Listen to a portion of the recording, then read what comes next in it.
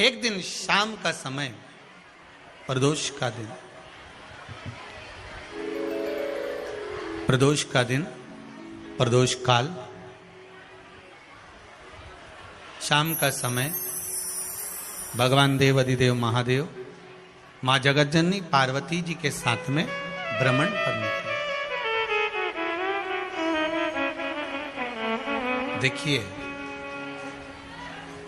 अगर प्रदोष का व्रत नहीं कर सकते, प्रदोष के दिन आप व्रत नहीं कर सकते, मान लो आपसे भूखा नहीं रहा जाए, प्रदोष का व्रत नहीं कर सकते, प्रदोष के दिन आप भूखे नहीं रह सकते, मंदिर भी नहीं जा सकते, दिया भी नहीं लगा सकते,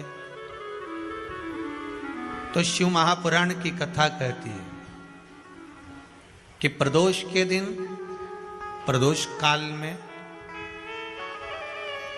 अपने ही दरवाजे के पास में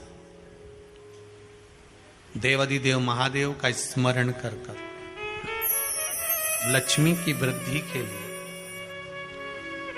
कार्य सिद्धि के लिए, संपदा को प्राप्त करने के लिए आप अपने ही दरवाजे के पास में एक दीप लगा सकते हो। कौन से दिन? प्रदोष के। एक बात और अच्छे से समझ लीजिए, जो बच्चे चिड़चिड़े होते हैं, चाहे घर में बेटे हों, बहुएं हों, सास हो, ससुर हो, परिवार में छोटे छोटे बच्चे हों, चिड़चिड़ प्रवृत्ति करते हों या चिड़चिड़ा स्वभाव हो, जरा जरा सी बात में क्रोध आ जाता हो, बोलने का भान नहीं रह पाता हो, शब्दों के बाण चलते हों, तो महाराज प्रदोष के दिन, प्रदोष काल में बेलपत्री के पेड़ के नीचे एक, जो पत्ता आपके पास में हो, पान का मिल जाए तो पान का, पीपल का मिल जाए तो पीपल का, बेलपत्र का मिल जाए तो बेलपत्र का, उस पत्ते पर मात्र थोड़ा सा शहद और 7 दाने चावल के रखकर घी का दिया लगा दो महाराज, और थोड़ा सा जल हाथ की अंजलि में लेकर भगवान देवाधिदेव महादेव का स्मरण कर कर कि इस बेलपत्री के वृक्ष के नीचे माता लक्ष्मी, पार्वती, सरस्वती विराजमान है। इसी बेलपत्री के पेड़ के नीचे मेरे देवाधिदेव महादेव का 12 ज्योतिर्लिंग का स्वरूप प्रकट है। उनका स्मरण कर कर जल चढ़ा दीजिए और उसका स्मरण कर लो जो चिड़चिड़ प्रवृत्ति करता हो, क्रोध करता हो, जिसको बोलने का भान नहीं होता हो, सम्मान नहीं देता हो, अपशब्द कहते हो, उनका स्मरण कर कर आप छोड़ेंगे। एकदम एक प्रदोष करेंगे, दूसरे प्रदोष तक तो आपको कोई दिक्कत ही नहीं। 2-3 प्रदोष कर कर देखिए, बाबा कृपा करें। बच्चों को पढ़ने का कह रहे हो, पढ़ने बैठो, पढ़ने बैठो, पढ़ने बैठो, पढ़ने बैठो, तो एक आध प्रयास बच्चों के लिए भी कर लिया करो कि भाई ठीक है, बच्चे लोग विद्या में प्रबल होंगे।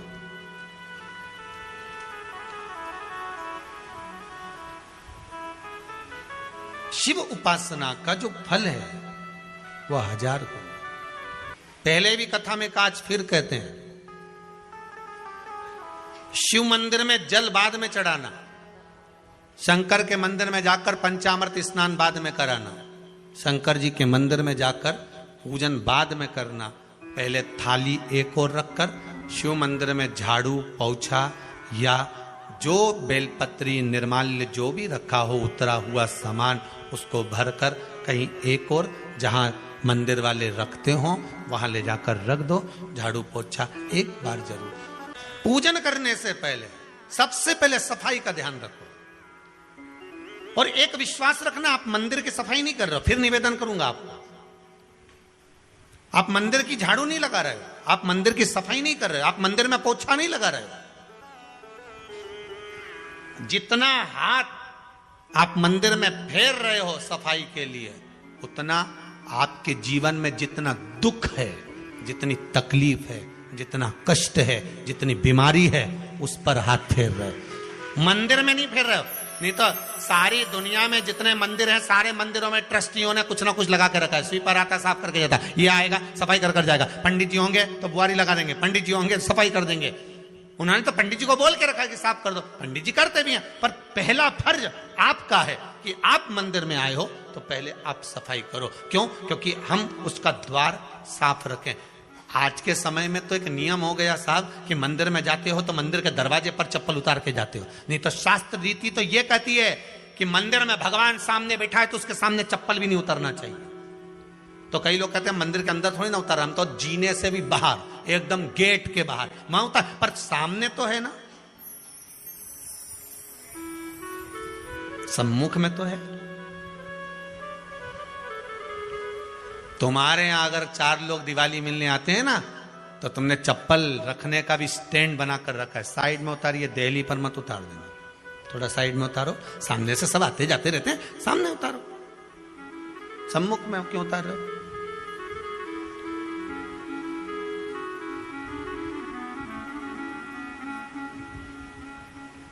थोड़ा द्वार पे से दूर उतारिए।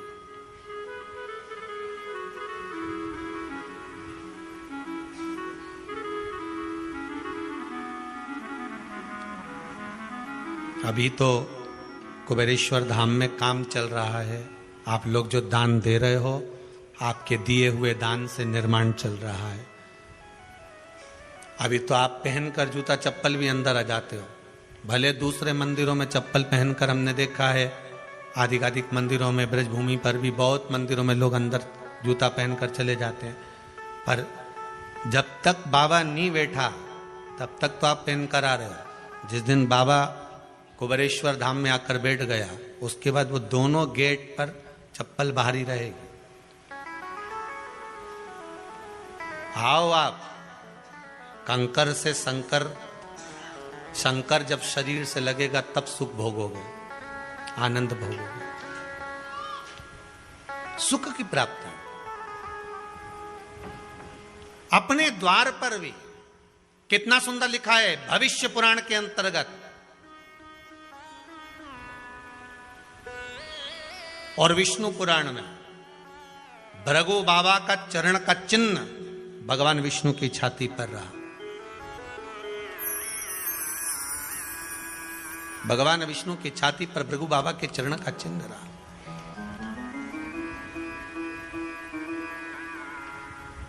चरण का चिन्ह। अब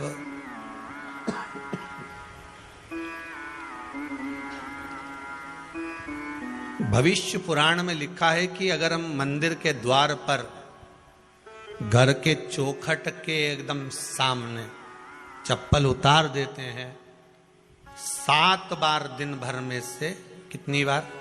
7 बार विष्णु पुराण कहती है ऐसा कोई दिन नहीं होता जिस दिन दरवाजे पर 7 बार लक्ष्मी आकर खड़ी नहीं होती हो। कल एक कथा कही थी आपको कि प्रत्येक मनुष्य के भाग्य में सुख लिखा है, केवल मंथन करना। भविष्य पुराण कहती है 7 बार लक्ष्मी प्रत्येक मनुष्य के दरवाजे पर जाकर खड़ी होती है, पर द्वार पर चप्पल पड़ी होने के कारणवश वो लौट कर चली जाती है। बहुत ध्यान दीजिएगा महाराज, थोड़ा सा आपको बुरा लगेगा, लग जाए, पर शिव पुराण है, जीवन संवार देगी तो अच्छी बात है,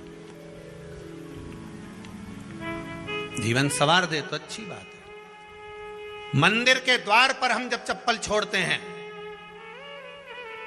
जिस मंदिर की चौखट पर चप्पल छोड़ी है, आप जितनी देर आराधना में लगे रहते हैं उतनी देर तक आपकी चप्पल पर जितने लोग लांग कर जाते हैं, जितने लोग लांग कर प्रवेश करते हैं, उसका भी दुख आपके भाग्य में आता चले जाता है। ध्यान दीजिएगा जरा, चप्पल का भविष्य पुराण में पढ़िएगा कभी कि पादुका का महत्व क्या है, पादुका किस ओर उतारना चाहिए, पादुका को कहां रखना चाहिए, किस जगह पर बुआरी झाड़ू को रखना चाहिए, किस जगह पर चलनी को रखना चाहिए, सुई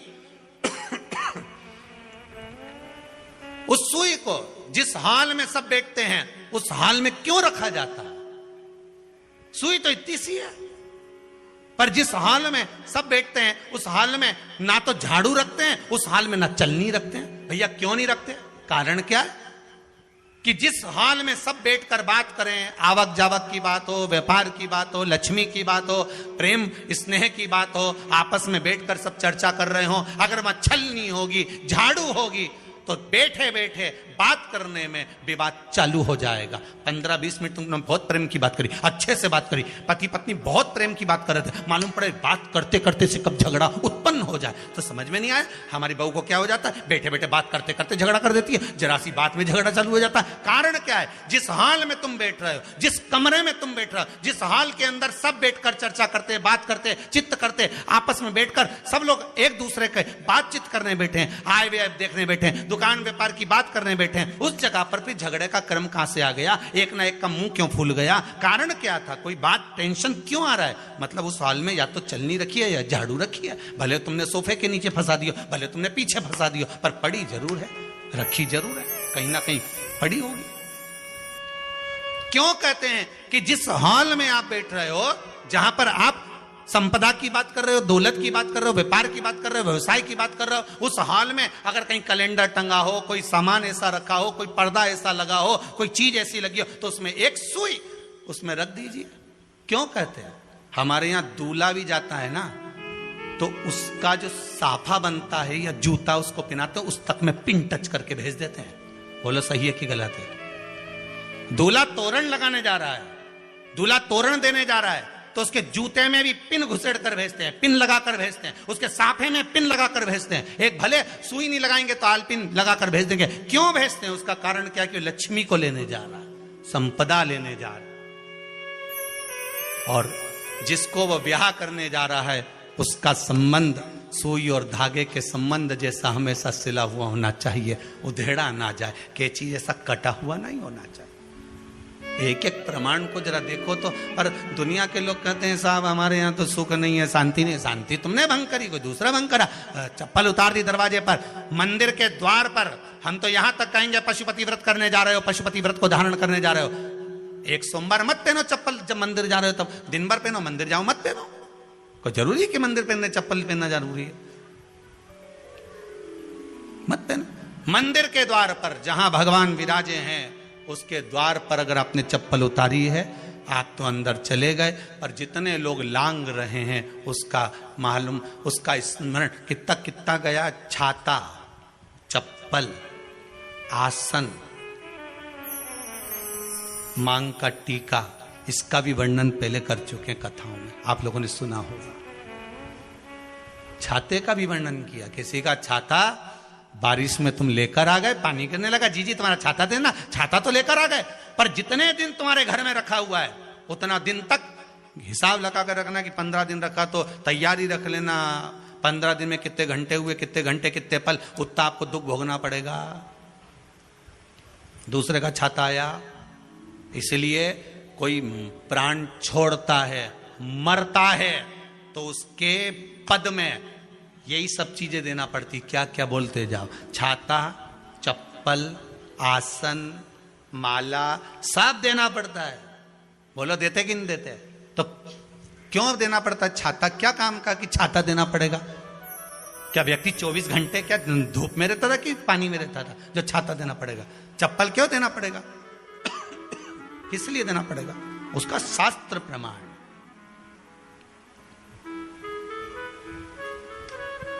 जरा सा राजा परीक्षित ने जरासंध के मुकुट को सिर पे पहन लिया था और बुद्धि बदल गई थी। शमीक बाबा के गले में मरा हुआ सर्प डाल दिया था। सही है कि गलत है? केवल मांग का टीका अर्थात सिर पर मुकुट बदला और काम हो गया। बहुत ध्यान देना पड़ता है महाराज, बहुत ध्यान देना पड़ता है।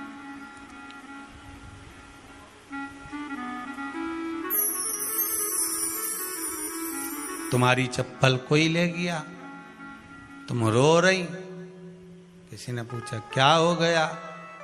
मेरी चप्पल कोई ले गया था, फिर मैं दूसरे की ले गई। तुम्हारी कोई दूसरा ले गया, तुम दूसरे की ले गई।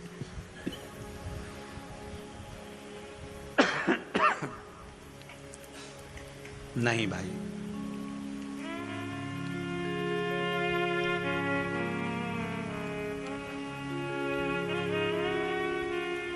उसको प्राप्त करने के बहुत तरीके हैं।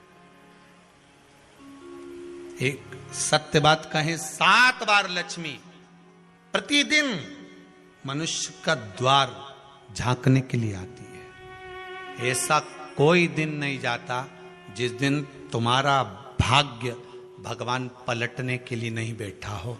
वो तो इंतजार करता है कि ये गेंद फेंके और मैं चौका छक्का लगा दूं। वो कहते हैं ना, 1 ओवर में कितनी गेंद फेंकते हैं?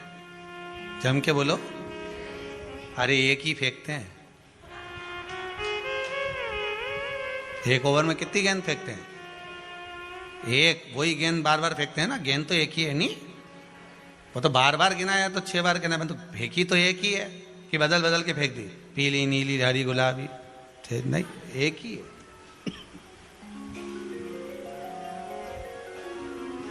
बदल बदल कर आया, गेंद 1 ही थी, फिर फेंका कि ये तो वाइट निकल गई, फिर फेंकी, गेंद वही है, गिनती में 6 जा रही है। 1 साल निकल गया, 1 दिन निकल गया, फिर गेंद फेंकी।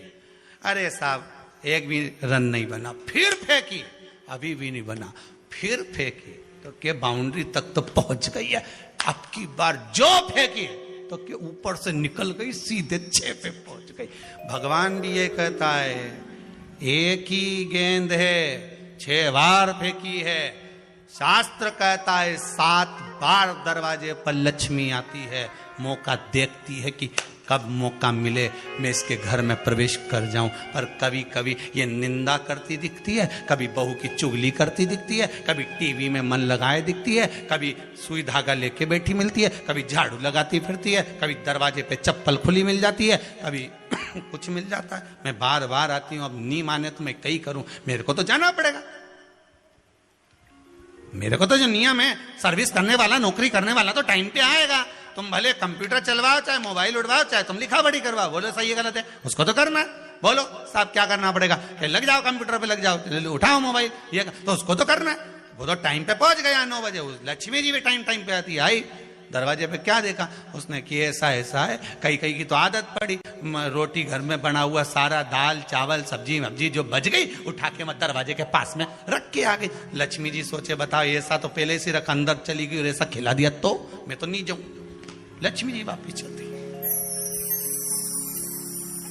कई लोगों की आदत, आटा छना हुआ, ऊपर की जो चापड़ थी, उनने कहा गाय खा के चली जाएगी, ओटला पे पटक के आ गए। लक्ष्मी जी इतने में आई कि चापड़ तो यहाँ पटक के चली गई, मैं काय को जाऊं, छलनी में से जा उधर, नहीं जाऊं। कितना कहा है महाराज, केवल 1 दिन का इंतजार रहता है, दिवाली आए लक्ष्मी जी महाराज घर आएगी ने, लीप लिया ने, पोत लिया ने, मांडना भी मांड लिया, लक्ष्मी जी का पाँव भी मांड लिया ना, कमल का फूल भी मंगवा लिया, गेंदा की माला भी बुलवा ली, सारी गेंदा वेंदा की माला दरवाजे पे भी लगा दी, चौक मोक पूर के बेटी इंतजार में, लक्ष्मी जी आएगी, लक्ष्मी जी आएगी। लक्ष्मी जी बोली मैं तो रोज आऊँ री जी, मैं तो रोज आऊँ, पर कई करूँ थारी बुद्धि काम नहीं करे, मैं कई करूँ, मैं तो फिर के लक्ष्मी मैया अब की बार आ गई तो जाजे मती रही, बड़ी तकलीफ में हूं। लक्ष्मी जी बोली नहीं जाना तो पड़ेगा, दिवाली का दिन है, हमारे 10 के घर जाना पड़ता है, बड़ी मुश्किल से तो गुजिया पपड़िया मिलता है, नहीं जाऊंगी तो अच्छा नहीं लगेगा, तो जाना तो पड़ेगा। पर रोज आऊंगी, प्रतिदिन आऊंगी। तू अगर मुझे रोक सकती और अपने घर में बुला सकती है तो बुला ले, और आऊंगी मैं प्रतिदिन और जाऊंगी भी मैं प्रतिदिन। लक्ष्मी आती भी खूब है और जाती भी खूब है, एक जगह टिकती कभी नहीं है, बस उसको बुलाने का तरीका होना चाहिए।